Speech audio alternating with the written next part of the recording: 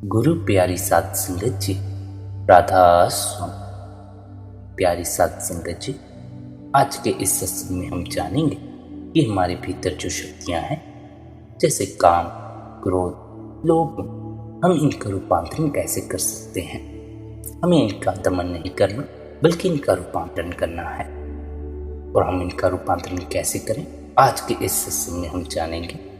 आज के इस सत्संग को बड़े ध्यानपूर्वक सुनें। अंतर में बीना की आवाज पैदा न होने के कई कारण हैं। सबसे पहले तो हमें यह जान लेना चाहिए कि विचार का जो हमारे सोचने का केंद्र है वह मस्तिष्क है, और भाव का जो केंद्र है वह हृदय है, और जो संकल्प का केंद्र है वह नाभि है। विचार, चिंतन, मनन मस्तिष्क से होता है। भावना, अनुभव, प्रेम, घृणा और क्रोध हृदय से होता है। संकल्प नाभि से होता है। विचार के केंद्र के संबंध में थोड़ी सी बात आपसे कहूं। विचार के तंतु बहुत कसे हुए हैं, उन्हें शिथिल करना है। विचार पर अत्यधिक तनाव और बल है। मस्तिष्क अत्यंत तीव्रता से खिंचा हुआ है। विचार की वीणा के तार इतने खिंचे हुए हैं कि उनसे संगीत पैदा नहीं होता। तार ही टूट गई है। मनुष्य विक्षिप्त हो जाता है, और मनुष्य विक्षिप्त हो भी गया है। यह विचार की वीणा के तार थोड़े शिथिल करने अत्यंत जरूरी हो गए हैं, ताकि वे समस्थिति में आ सकें और संगीत उत्पन्न हो सके। विचार से ठीक उल्टी स्थिति हृदय की है। हृदय के तार बहुत ढीले हैं, उन्हें थोड़ा कसना जरूरी है ताकि वे समस्थिति में आ सकें और संगीत पैदा हो सके। विचार के तनाव को कम करना है और हृदय के ढीले तारों को थोड़ा कसाव देना है। विचार और हृदय के दोनों तार अगर सम अवस्था में आ जाएं, मध्य में आ जाएं, संतुलित हो जाएं, तो वह संगीत पैदा होगा जिस संगीत के मार्ग से नाभि के केंद्र तक की यात्रा की जा सकती है। भाव, हृदय के तार कैसे कसे जा सकें, इसके बारे में जानते हैं। इससे पहले हम हृदय के संबंध में जाने, भाव के संबंध में कुछ समझ लेते हैं। मनुष्य जाति एक बहुत लंबे अभिशाप के नीचे जी रही है। उसी अभिशाप ने हृदय के तारों को बिल्कुल ढीला कर दिया है, और वह अभिशाप यह है कि हमने हृदय के सारे गुणों की निंदा की है। हृदय की जो भी क्षमताएं हैं उन सबको हमने अभिशाप समझा है, उन्हें वरदान कभी नहीं समझा। और यही भूल इतनी संघातक है, और इस भूल के पीछे इतनी नासमझी और इतना अज्ञान है जिसका कोई हिसाब नहीं। क्रोध की हमने निंदा की है, अभिमान की हमने निंदा की है, घृणा की हमने निंदा की है, राग की हमने निंदा की है, हर चीज की हमने निंदा की है।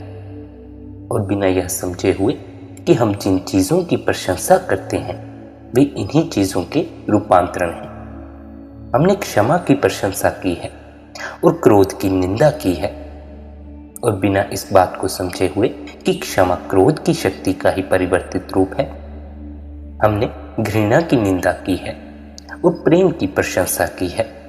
बिना इस बात को समझे कि घृणा में जो ऊर्जा प्रकट होती है वही रूपांतरित होकर प्रेम में प्रकट होती है। उन दोनों के पीछे प्रकट होने वाली शक्ति भिन्न भिन्न नहीं है। हमने अभिमान की निंदा की है और विनम्रता की प्रशंसा की है, बिना समझे हुए कि अभिमान में जो ऊर्जा प्रकट होती है वही विनम्रता बन जाती है। उन दोनों चीजों में बुनियादी विरोध नहीं है, वे एक ही चीज के परिवर्तित बिंदु हैं।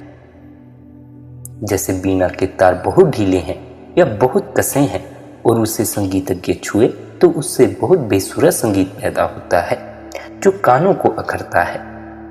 वह जो बेसुरापन पैदा हो रहा है, अगर उसके विरोध में आकर कोई तारों को तोड़ डाले और वीणा को पटक दे और कहे कि इस वीणा से बहुत बेसुरा संगीत पैदा होता है, तो वीणा तो वह तोड़ सकता है, लेकिन वह यह भी याद रख ले कि संगीत भी उसी वीणा से पैदा हो सकता था जिससे बेसुरा स्वर पैदा हो रहा था। बेसुरापन वीणा का कसूर न था। बीना अव्यवस्थित थी, इस बात की भूल थी। वही बीना सुव्यवस्थित होती तो जिन तारों से बेसुरापन पैदा होता था, उन्हीं से प्राणों को मुग्ध कर देने वाला संगीत पैदा हो सकता था। स्वर और बेस्वर एक ही तार से पैदा होने वाली चीजें हैं, यद्यपि बिल्कुल विरोधी मालूम होती हैं, और दोनों के परिणाम भी विरोधी हैं, और दोनों ही आनंद की तरफ ले जाती है, एक दुख की तरफ ले जाती है, लेकिन दोनों के बीच में एक ही तार है और एक ही वीणा है। वीणा अव्यवस्थित हो, अराजक हो तो बेसुरापन पैदा होता है। मनुष्य के हृदय से क्रोध पैदा होता है। अगर मनुष्य का हृदय सुव्यवस्थित, संतुलित नहीं है, तब क्रोध पैदा होता है। वही हृदय अगर संतुलित हो जाए तो जो शक्तियां क्रोध में प्रकट होती हैं, वे ही शक्तियां क्षमा में प्रकट होनी शुरू हो जाती हैं। क्षमा क्रोध का ही रूपांतरण है। अगर कोई बच्चा बिना क्रोध के पैदा हो जाए तो एक बात निश्चित है, उस बच्चे के जीवन में क्षमा कभी भी प्रकट नहीं हो सकती। अगर किसी बच्चे के हृदय में घृणा की कोई संभावना ना हो तो उस बच्चे के हृदय में प्रेम की भी कोई संभावना नहीं होगी। लेकिन हम इस भूल के नीचे जिए हैं अब तक कि ये दोनों विरोधी चीजें हैं, और इनमें एक का विनाश करेंगे तो दूसरा विकसित होगा। यह बिल्कुल ही भूल भरी बात है। इससे ज्यादा खतरनाक कोई और शिक्षा नहीं हो सकती। क्रोध के विनाश से क्षमा उत्पन्न नहीं होती, क्रोध के रूपांतरण से, क्रोध के परिवर्तन से क्षमा उपलब्ध होती है। क्षमा क्रोध का नष्ट हो जाना नहीं है, बल्कि क्रोध का संतुलित और संगीतपूर्ण हो जाना है। इसलिए अगर हम क्रोध के विरोध में हैं और क्रोध को नष्ट करने का उपाय कर रहे हैं, तो हम वीणा को ही तोड़ देने का उपाय कर रहे हैं, और एक ऐसा मनुष्य पैदा होगा जो अत्यंत दीन होगा, जिसके हृदय की कोई भी शक्तियां विकसित नहीं हो पाएंगी। यह वैसे ही है जैसे किसी आदमी ने अपने घर के पास खाद का ढेर लगा रखा हो, तो वह आदमी परेशान हो कि माली तो कहता था कि खाद लाने से फूल पैदा होते हैं और फूलों से सुगंध उठती है, और हमारे घर में हमने खाद लाकर रख ली तो दुर्गंध फैल रही है, घर बदबू से भर जा रहा है, जीना मुश्किल हुआ जा रहा है। खाद लाने से जरूर फूल पैदा हो सकते हैं, लेकिन घर में खाद को भर लेने से नहीं। खाद का रूपांतरण होता है, बीजों के माध्यम से खाद फूलों में प्रवेश करती है, और खाद की जो दुर्गंध थी वह एक दिन फूलों की सुगंध में परिवर्तित हो जाती है। लेकिन खाद को घर में भर लेने से तो कोई पागल हो जाएगा, और खाद को फेंक देने से उसके फूल निर्जीव हो जाएंगे। लेकिन खाद का रूपांतरण है, दुर्गंध सुगंध में परिवर्तित हो सकती है। जो जीवन में व्यर्थ है उसको सार्थक की दिशा में परिवर्तित करने की जो कला है, वही धर्म है। लेकिन धर्म के नाम पर हम आत्मघात कर रहे हैं। धर्म के नाम पर हमारी चेतना परिवर्तित नहीं होती है। कोई बुनियादी भूलों के भीतर हम जी रहे हैं, कोई गहरी अभिशाप की छाया हमको पकड़े हुए है। हृदय इसीलिए अविकसित रह गया कि हृदय के मौलिक गुणों के ही विरोध में हम खड़े हो गए हैं। यह बात थोड़ी समझ लेनी जरूरी है। मनुष्य का अगर ठीक ठीक विकास हो तो उसके जीवन में क्रोध का भी अपना अनिवार्य स्थल है, क्रोध की भी अपनी जगह है। उसके संपूर्ण जीवन के चरित्र में क्रोध का भी अपना रंग है, और अगर हम क्रोध को बिल्कुल ही अलग कर दें तो उसके जीवन का चरित्र कहीं ना कहीं अर्थों में अधूरा रह जाएगा, उसमें कोई रंग की कमी रह जाएगी। लेकिन बचपन से ही हम सीखना शुरू करते हैं कि इन सारी चीज़ों को अलग कर देना है, और हम बच्चों के पीछे पड़ जाते हैं इन सारी चीज़ों को अलग कर देने के लिए।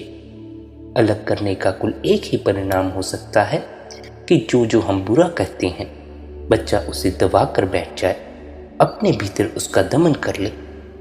दमित हृदय शिथिल हृदय होगा, उसके तार ठीक ठीक खींच नहीं पाएंगे, और फिर यह जो दमन होगा यह होगा बुद्धि के द्वारा, क्योंकि सब शिक्षा बुद्धि से गहरे नहीं जाती। आप कहीं भी बच्चे को सिखाएं कि क्रोध बुरा है, तो आपकी यह शिक्षा हृदय तक पहुंचने वाली नहीं है। हृदय के पास सुनने के लिए कोई कान नहीं है, और हृदय के पास सोचने के लिए कोई शब्द नहीं है। यह सारी शिक्षा बुद्धि में जाएगी, और बुद्धि हृदय को परिवर्तित नहीं कर सकती तो एक कठिनाई पैदा हो जाएगी। बुद्धि सोच लेती है कि क्रोध करना बुरा है।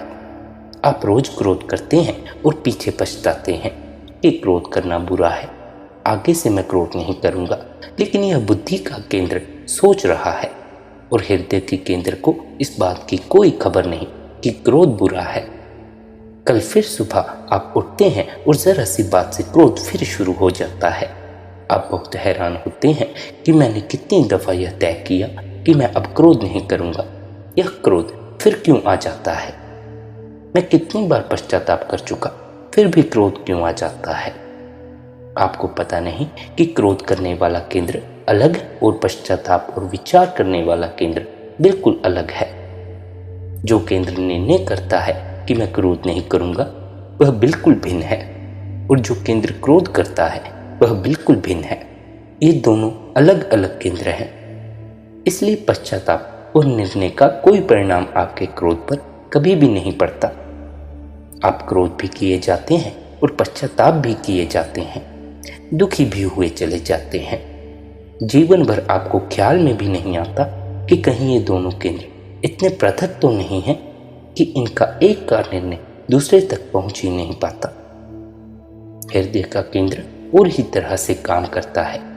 उस केंद्र के विकास के लिए कुछ और ही रास्ते हैं। बुद्धि उस केंद्र में बाधा देगी तो वह केंद्र केवल शिथिल और अस्त व्यस्त होगा और हम सबका हृदय का केंद्र बिल्कुल ही अराजक हो गया है, बिल्कुल अव्यवस्थित हो गया है। पहली बात, निश्चित ही क्रोध रूपांतरित होना चाहिए लेकिन नष्ट नहीं होना चाहिए। यही पहला सूत्र हृदय के तारों को कसने के लिए है।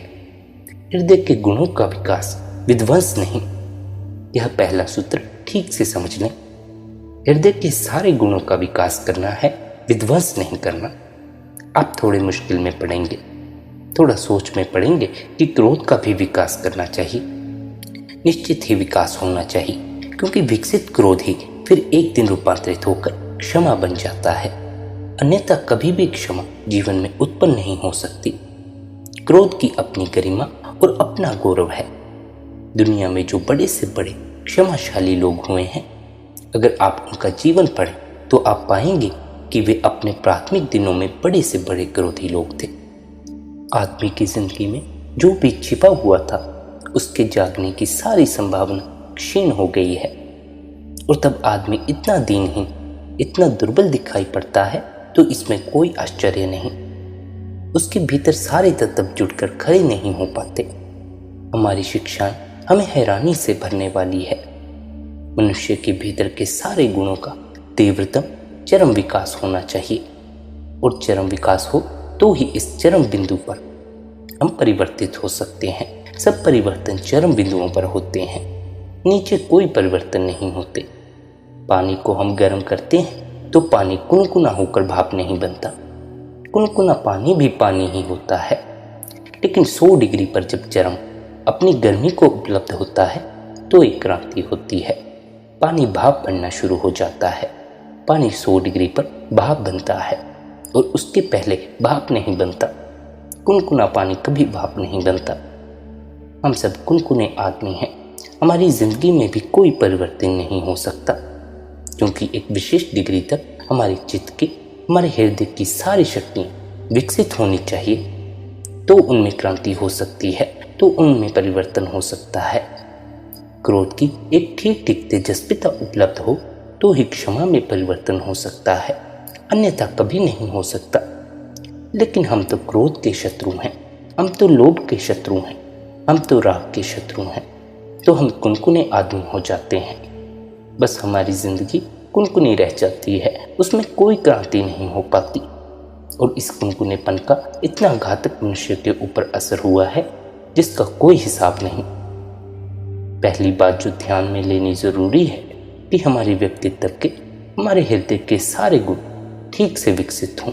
और ठीक से विकसित क्रोध भी एक अपना सौंदर्य रखता है जो हमें दिखाई नहीं पड़ता। ठीक से विकसित क्रोध का भी अपना सौंदर्य है। ठीक से विकसित क्रोध का भी व्यक्तित्व में अपना तेज है, उसकी अपनी ऊर्जा है। वह व्यक्तित्व को अपने ढंग का सहयोग देता है। व्यक्तित्व को अपना दान देता है। हृदय की जितनी भावनाएं हैं वे सब तीव्रतम रूप से विकसित होनी चाहिए। उनका विध्वंस नहीं होना चाहिए, उनका विकास होना चाहिए। दूसरी बात, दमन नहीं दर्शन। क्योंकि जितना हम हृदय की भावनाओं का दमन करते हैं, जितना उन्हें दबाते हैं, उतना ही हृदय हमारा अचेतन और अनकॉन्शियस होता चला जाता है। जिस चीज को हम दबाते हैं वह हमारी आंखों से ओझल और अंधेरे में सरक जाती है। हृदय की सारी शक्तियों का स्पष्ट दर्शन होना चाहिए। अगर आपको क्रोध आ जाए तो राम राम जप करना उसको दबाने की कोशिश है। अगर आपको क्रोध आ जाए तो उसको दबाने की कोशिश मत करिए। क्रोध आ जाए तो एकांत कमरे में बैठकर द्वार बंद करके क्रोध पर ध्यान करिए। उस क्रोध को पूरी तरह देखिए कि यह क्रोध क्या है, यह क्रोध की शक्ति क्या है, मेरे भीतर यह क्रोध कहाँ से पैदा होता है, क्यों पैदा होता है, किस भांति मेरे चित्त को घेर लेता है और मुझे प्रभावित कर देता है। एकांत में क्रोध पर ध्यान करिए। क्रोध को पूरा देखिए, समझिए और पहचानिए यह कहाँ से पैदा होता है, क्यों पैदा होता है। तो आप धीरे धीरे क्रोध के मालिक हो जाएंगे। और जो आदमी अपने क्रोध का मालिक हो जाता है उसके हाथ में बड़ी शक्ति आ गई, उसके हाथ में एक बड़ा बल आ गया। वह आदमी बलशाली हो गया, वह आदमी आत्मबली हो गया। क्रोध से लड़ने का उतना सवाल नहीं है जितना क्रोध को जानने का सवाल है। स्मरण रखें, ज्ञान से बड़ी कोई भी शक्ति नहीं है और अपनी ही शक्तियों से लड़ने से बड़ी कोई मूर्खता नहीं है। क्योंकि जो अपनी ही शक्तियों से लड़ता है वह इसी तरह की गलती कर रहा है जैसे कोई आदमी अपने ही दोनों हाथों को लड़ाने लगे। तो दोनों हाथ लड़ेंगे, कोई हाथ जीत नहीं सकेगा, क्योंकि दोनों हाथ उसी आदमी के हैं। दोनों हाथों के पीछे से वही लड़ रहा है, दोनों हाथों में उसी की शक्ति प्रवाहित हो रही है। तो दोनों हाथों की लड़ाई में उसी की शक्ति नष्ट होगी, कोई जीत नहीं सकता। दोनों हाथों में न तो बायां जीतेगा न दायां जीतेगा। एक बात तय है कि दोनों हाथों की लड़ाई में वह व्यक्ति जरूर हार जाएगा, उसकी शक्ति क्षीण हो जाएगी। जब आप क्रोध से लड़ते हैं तो क्रोध में जो शक्ति है वह किसकी है? वह आपकी ही है। क्रोध में जो शक्ति प्रकट हो रही है वह आपकी है और जो क्रोध से लड़ रहा है वह भी आप हैं। आप अपने को ही तोड़कर लड़ेंगे तो आप खंडित से खंडित होते चले जाएंगे। इसका यह परिणाम होगा, आप अखंड व्यक्ति नहीं रह जाएंगे। और अपने ही भीतर जो व्यक्ति अपने से ही लड़ता है, पराजय के अतिरिक्त उसके जीवन में कोई उपलब्धि कभी नहीं होती, हो ही नहीं सकती, वह असंभव है। लड़िए मत, जानिए अपनी शक्तियों को, पहचानिए, उनसे परिचित हो जाइए। इसलिए दूसरा सूत्र है, हमें अपनी हृदय की शक्तियों का दमन नहीं बल्कि उनका दर्शन करना है। जब भी जो भी शक्ति भीतर उठती है, हम एक अपरिचित शक्ति का समूह हैं। हम बहुत अनजान शक्तियों का केंद्र हैं, जिन शक्तियों का हमें कोई परिचय नहीं, कोई बोध नहीं। हजारों साल पहले भी आकाश में बिजली चमकती थी, आदमी डरता था, भयभीत होता था, हाथ जोड़कर बैठ जाता था कि भगवान आप नाराज हो गए हैं, यह क्या हो गया है, घबराता था। बिजली जो थी वह भय का कारण थी, लेकिन आज हम जानते हैं बिजली हमें बांध ली है।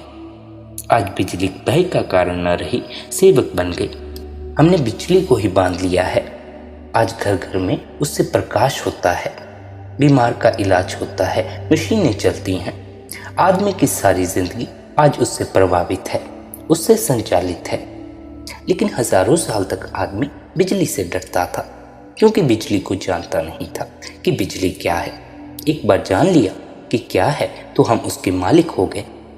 ज्ञान मालिक बना देता है। हमारे भीतर भी बिजलियों से भी बड़ी ताकतें प्रज्वलित हैं, चमकती हैं। क्रोध चमकता है, घृणा चमकती है, प्रेम चमकता है। हम घबरा जाते हैं, डर जाते हैं कि यह क्या हो रहा है, क्योंकि इन सारी शक्तियों को हम जानते नहीं हैं। ये हमारे हाथ में नहीं। अपनी जिंदगी को एक प्रयोगशाला बनाइए और भीतर की उन सारी ताकतों को जानने, निरीक्षण करने, पहचानने के प्रयास में संलग्न हो जाइए। भूलकर भी अपनी शक्तियों का दमन मत करिए, भूलकर भयभीत मत होइए। लेकिन जो भी भीतर है उसे जानने की फिक्र करिए। क्रोध आ जाए तो सौभाग्य समझिए, और जो आदमी क्रोध में आपको ला दे उसको धन्यवाद दीजिए कि उसने आपको अपनी शक्ति को जानने का मौका दिया। आपके भीतर एक ताकत जाग गई है, अब आप उसको देख सकेंगे, और एकांत में उस ताकत को शांति से देखिए, पहचानिए, खोजिए वह क्या है।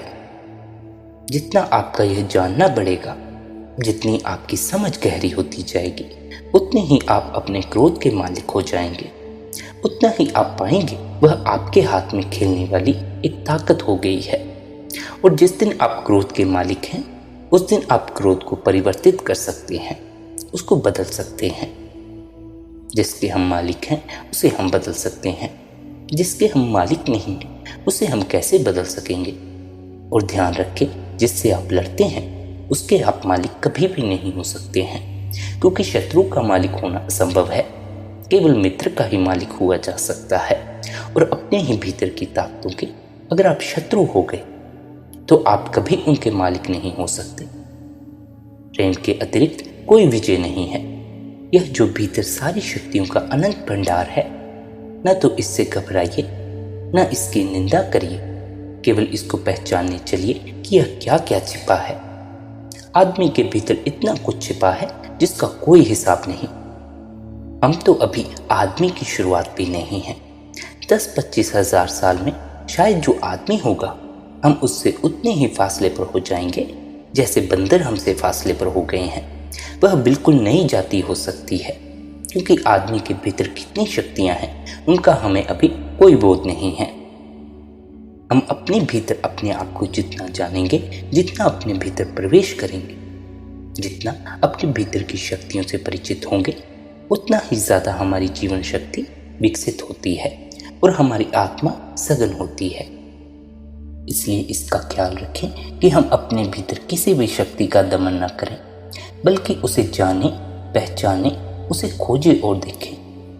और इसी के साथ एक हैरानी का अनुभव आपको होगा कि अगर आप क्रोध को जानने गए, अगर आप बैठकर शांति से क्रोध को देखने और दर्शन का प्रयास किया, तो आप एक हैरानी से भर जाएंगे कि जैसे आप दर्शन करने को प्रवृत्त होंगे, वैसे ही क्रोध चला जाएगा, विलीन हो जाएगा। जैसे आप क्रोध को निरीक्षण करेंगे, वैसे ही क्रोध तिरोहित हो जाएगा। तब आपको एक बात दिखाई पड़ेगी कि क्रोध आपको पकड़ता है, कि क्रोध आपको मूर्छा में पकड़ता है। जब आप होश से भरते हैं तो क्रोध विलीन होता है। अगर आपके मन में काम भावना उठी है तो आप उसका निरीक्षण करने लगे, उसका दर्शन करने लगे, तो आप पाएंगे कि काम विलीन हो गया। तब आप पाएंगे कि काम भी मूर्छा में पैदा होता है, और निरीक्षण करने से, काम का दर्शन कर लेने से वह विलीन हो जाता है। आपके हाथ में एक अद्भुत सूत्र उपलब्ध हो जाएगा, वह यह कि मूर्छा के अतिरिक्त क्रोध और काम और लोभ का मनुष्य के ऊपर कोई बल नहीं है। और जैसे ही वह निरीक्षण करता है, होश से भरता है, वैसे ही क्रोध विलीन हो जाता है। अपने भीतर की शक्तियों के निरीक्षण या उनके दर्शन करने के दो फल होंगे। ज्ञान विकसित होगा इन सारी शक्तियों का, और ज्ञान मालिक बनता है। दूसरा परिणाम होगा कि ये शक्तियां जिस रूप में अभी पकड़ती हैं, बिल्कुल पागल की तरह, उस रूप में इनके पकड़ने की सामर्थ्य क्षीण हो जाएगी, शिथिल हो जाएगी। और धीरे धीरे आप पाएंगे कि पहले तो क्रोध आता है, फिर आप उसके दर्शन करते हैं। फिर धीरे धीरे आप पाएंगे कि क्रोध आता है और साथ ही में निरीक्षण आ जाता है, और साथ ही में आप उसका दर्शन भी करने लगते हैं। फिर धीरे धीरे आगे चलकर आप पाएंगे क्रोध आने को होता है और निरीक्षण आ जाता है। जिस दिन क्रोध के पहले निरीक्षण का बोध आ जाता है, उस दिन क्रोध के पैदा होने की कोई संभावना नहीं रह जाती, कोई विकल्प नहीं रह जाता। क्रोध अपने आप ही विलीन हो जाता है। गुरु प्यारी संगत जी, आज के इस सत्संग में हमने जाना कि हमारे भीतर जो शक्तियां मौजूद हैं, हमें उनका दमन नहीं करना है, बल्कि एकांत में अकेले में बैठकर उन शक्तियों का निरीक्षण, उन शक्तियों का दर्शन करना है। जब हम अपने भीतर की उन शक्तियों का दर्शन कर लेते हैं या उनका निरीक्षण कर लेते हैं, वे स्वयं से ही विलीन हो जाती हैं। इसलिए अपने भीतर की किसी शक्ति का दमन मत कीजिए, अपने भीतर की शक्तियों को रूपांतरित करिए। राधा स्वामी जी।